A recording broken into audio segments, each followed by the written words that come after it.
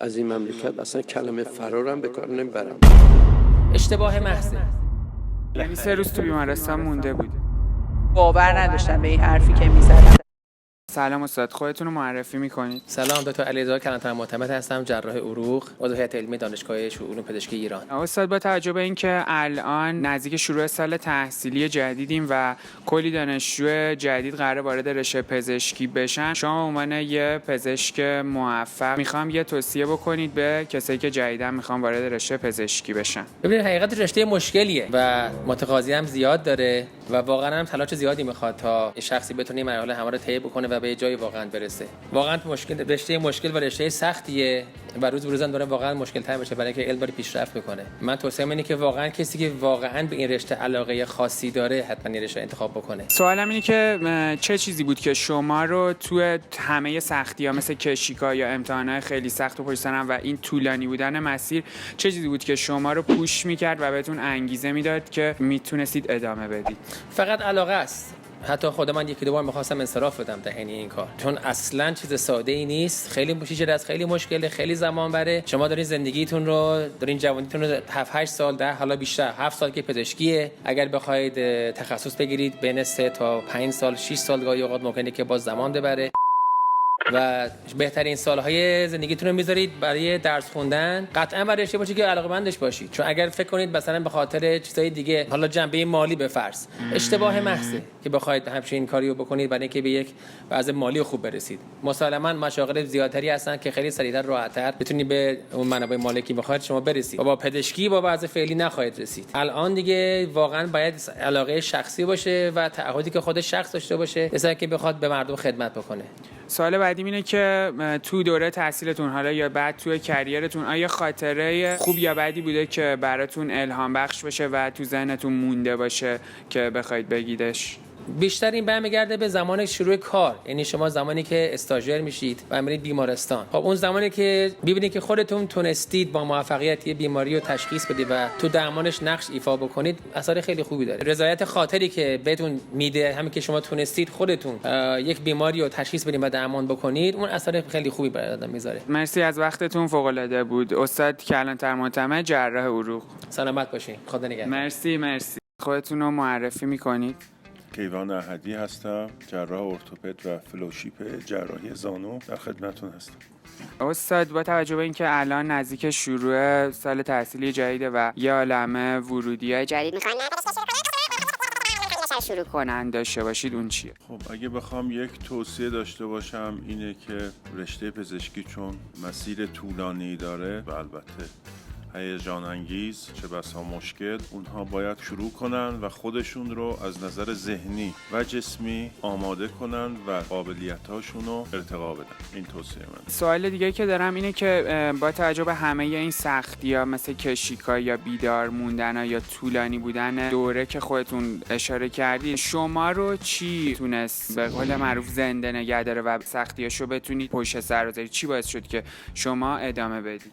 البته مشکلات توی رشته پزشکی زیاده، خیلی وقتا آدم خسته میشه، خیلی وقتا خلقش پایین میاد، اما نتایج مفیدی که برای مریض‌ها و معالجه اونها پیش میاد، همچنین خود زیبایی تئوریک علم پزشکی، همه اینا شما رو به قول معروف تشویق میکنه که این راهو ادامه بدید. سلام استاد، خودتون رو معرفی میکنید؟ من دکتر محمد مهدی ادیب سرشکی، فوق تخصص خون و سرطان بالغین، عضو هیئت علمی دانشگاه علوم پزشکی ایران هستم. استاد، با توجه به اینکه سال تحصیلی جدید خیلی نزدیک شروع شدنش و یه عالمه دانشجو پزشکی جدید قراره وارد دانشگاه هاشن، شما به عنوان یه استاد معروف و قدیمی چه توصیه‌ای دارید به دانشجو پزشکی که تازه وارد این رشته شدن؟ رشته پزشکی به هر حال یه رشته‌ایه که از قداست خیلی بالایی برخوردار هست. کسی که این رشته رو میاد باید شب و روز هم و غمش رو بگذاره برای خدمت بیشتر به بندگان خدایی که دچار بیماری شدن و خداوند این توفیق رو به دانشجو پزشکی عنایت کرده که خب هوش برتر، پشتکار بیشتر احتمالاً داده، به هر حال برای اینکه بتونه به خدمت بیشتری بکنه و اون هم باید قدر نعمت خدا رو بدونه و حالا انگیزه‌های مادی و یا اینها باید در اولویت‌های بعدی قرار بگیره. سوال بعدیم اینه که خاطره بوده باشه براتون. حقیقتش پزشکی پر از خاطرهای خوب هست. مورد داشتم که خب یه خانومی دیابتیک که تو روز مقاوم به درمان داشت، خودم 3 روز پشت سر هم وایسادم که بتونم بهتر هندلش کنم، نجاتش بدم. خانم جوانی بودن و یعنی 3 روز تو بیمارستان مونده بودید؟ بله، در حال شاید تغییر پزشک با مشکلاتی همراه هست و خب بالاخره روز سوم تونستیم ما کما درش بیاریم. مورد تقدیر رئیس بخش، رئیس دانشگاه قرار گرفتم. واقعا شیرین بود وقتی من دیدم اون خانمی که از زیر دستگاه ونتیلاتور در میومد و خانواده‌اش رو دید و با پای خودش رفت بیمارستان بیرون. شاید خیلی شیرین بود برام. فوق‌العاده. سلام استاد، خودتون رو معرفی میکنید؟ من دکتر سعیده احمدی هستم، متخصص داخلی و فوق تخصص بیماری‌های ریوی بزرگسالان.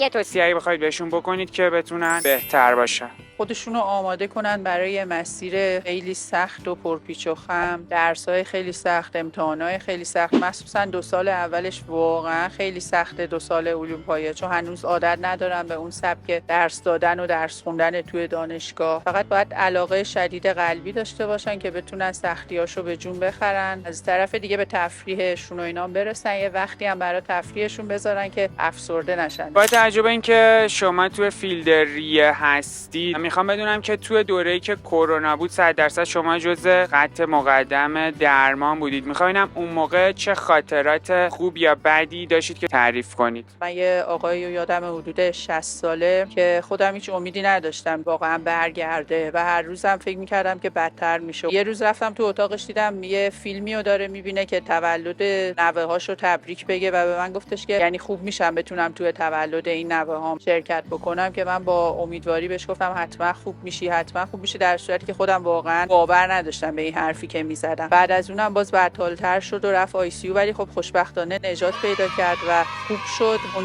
1 سال اول خب میومد تحت نظر بود و اینا، واقعا میدیدم خیلی خوبه، واقعا خیلی خوشحال میشدم و خودش هم خیلی تشکر میکرد. دمتون گرم که تا اینجا ویدیو اومدید. مصاحبه بعدی با کسیه که 2 تا فوق تخصص متفاوت از خفن‌ترین دانشگاه پزشکی جهان تو آمریکا یعنی جانز هاپکینز داره. مطمئن شو بعد از مصاحبه جایی نمیری، چون یه سورپرایز خیلی خفن برات دارم. برو بریم. سلام استاد، خودتون رو معرفی میکنید؟ سلام پسرم، من دکتر پرویز حبیب‌الله زاده هستم، فارغ التحصیل دانشگاه تهران و دانشگاه ایران از نظر ارتوپدی و رشته فوق تخصصی ارتوپدی اطفال و ستون فقرات از دانشگاه جان هاپکینز امریکا. به عنوان یک آیکون این رشته چه توصیه‌ای دارید برای یک کسی که برای اولین بار میخواد این رشته رو شروع کنه؟ یک ماهی وقتی میخواد شنا بکنه باید یک اقیانوسی باشه، به راحتی درش بتونه شنا بکنه، شرایط موفقیت فراهم باشه. برای ما در اون زمانی که بودیم بود که ما تونستیم رشد کنیم. من خودم رو هنوز یه شاگرد میبینم، ولی در یک محیط آماده تونستم بشم دکتر پرویز حبیب‌الله زاده. برای دانشجوهایی که الان اومدن واقعا وقتی فکر میکنم خیلی ناراحت میشم، یعنی نمیدونم واقعا اینا چه اتفاقی میخواد براشون بیفته. اصلا اساتیدی که به اینا میخوان درس بدن کدوم اساتید هستن؟ خب ببین یه سری اساتید خیلی خوب الان بازنشسته میشن، یه سری که میان، ولی رشته پزشکی با جون و مردم در رابطه هست، اهمیتش خیلی زیاده. من خودم حدود 8 سال به صورت تیم‌های اضطراری در این جنگ خانمانسوز بودم. خب دیدم کسایی که توی این راه هم شهید می‌شدن. خب اینا بچه دارن، پسر دارن، دختر دارن، یعنی همش تو این فکرمه که مثلا اونم حق به گردن این مملکت دارن. از اون طرف این رشته خیلی رشته حساسه. منظورتون سهمیه ها و اینا؟ سهمیه دونشن میدونم کلمه سهمیه برای اینا به کار ببرم. من میشه میگم کلمه حق. شاید مثلا اونا زنده بودن میتونستن اونا رو به جای برسونن. من منظورم اینه که انتخاب رشته پزشکی فقط باید ملاک سطح هوش باشه. اگر میخوام برای این عزیزان کمکی بکنن، از همون اولی که وارد مدرسه میشه روش کار کنن. تو بخشا همکاران ما مواجه میشن با این بچه‌هایی که به نظر من برای من هم دوست داشتنی هستن، هم قابل احترام هستن، ولی در برخورد با رشته پزشکی اون تواناییایی که یه پزشک باید خود از خودش نشون بده نداره. خب الان پس این دانشجوها دارن وارد میشه. یه سری دانشجوها الان اتند شدن، استادیار شدن، این حرفا هستن. خیلی متفاوت با اون موقعی که ما بودیم. من خودم ایران رو دوست داشتم، اومدم ایران. ولی اونجا از من خواستن برای موندن، نموندم. من خیلی فلو اسپان تربیت کردم. خب الان میبینم همشون دارن میرن. این سوال شما در داخل اوناست. بچه الان داره وارد این کلمه رو به کار میبرم برای اینکه شما رو فرزندان خودم میدم. بچه داره الان وارد دانشگاه تهران شده، آیندهش ایناست. اینایی که الان هستن نیستن، دارن میرن دیگه. از تو این چی خودت در میاری پسر گلم درا. حرف مایوس کنندم نمیزنم.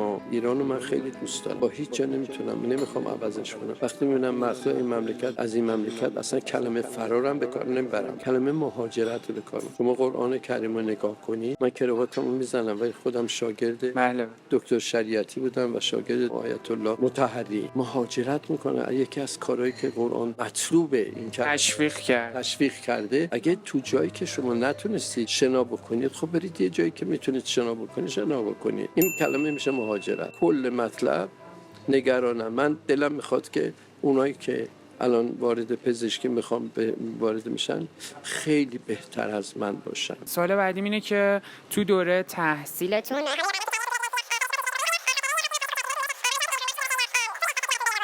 مونده باشه. اساتید بسیار خوبی داشت. از خدا رحمت کنه دکتر مولوی که استاد ارتوپدی من بود، پروفسور کاستوویک که استاد فلوشیپ من بود، استاد بزرگ دکتر غریب که من انترنش بودم، استاد بزرگ دکتر مجدی که بخش عفونی بیمارستان امام بودن. اصلا نیستن دیگه، اونا خلاصش نیستن. میدونی اینا همش خاطرات خوب برای من گذاشت. مرسی از وقتتون، فوق العاده بود. متشکرم از لطف شما پسرم. مرسی دکتر عزیزم. مرسی استاد. ان شاءالله موفق بشین. این حرفای ما حالت ناامیدی براتون ایجاد نکنه. فقط در تلاش باشین اون شرایطی که دکتر حبیب الله زاده درش رشد کرد، شما بهتر از اون شرایط رو برای خودتون فراهم کنید. انقدر پسر خوبی بودم، یکی از استادا منو به فرزندی قبول کرد. خانم دکتر احمدی ریه به احساس خودشون که امور رفتم بیمارستان همیشه همه استادا.